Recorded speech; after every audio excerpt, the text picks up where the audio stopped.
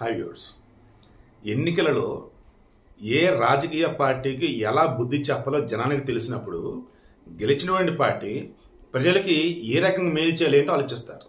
ఎగ్జాక్ట్గా 2024 ఎన్నికల్లో అదే జరిగింది. బీజేపీ వాళ్ళకి ఫుల్ మెజారిటీ ఉంది కదని దిట్టంగా రేట్లు పెంచుకుంటా పోయారు. దాంతో మొన్న వాళ్ళ ఓన్గా గవర్నమెంట్ ఫామ్ చేసే అవకాశం లేకుండా చేశారు జనాలు. దాంతో ఎన్డీఏలోని మిత్రపక్షాల సపోర్ట్ తీసుకొని మోదీ గవర్నమెంట్ ఫామ్ చేశారు.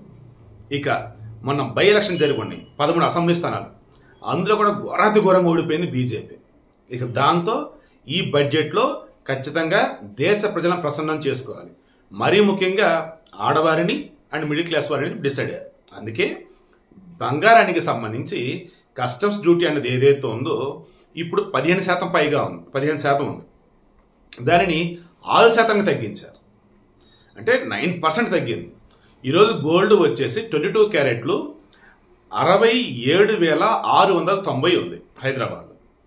అదే ఇది 24 క్యారెట్లు వచ్చి 73,870 చిల్లర, 74,870 చిల్లర ఎంతో ఉంది.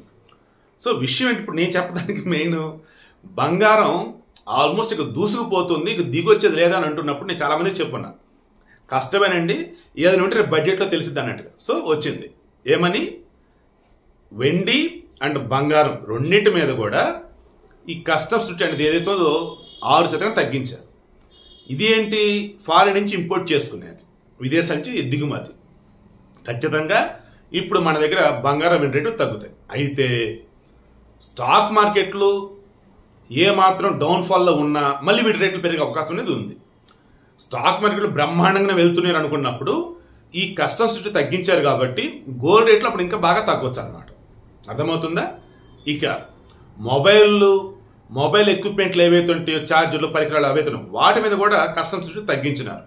సో మొబైల్, ఛార్జర్లు, ఎలక్ట్రానిక్ ఎక్విప్మెంట్లు అవి కూడా రేట్లు తగ్గే అవకాశం ఉంది. ఈవెన్ సోలార్ ప్యానల్ కూడా రేట్లు తగ్గే అవకాశం ఉంది.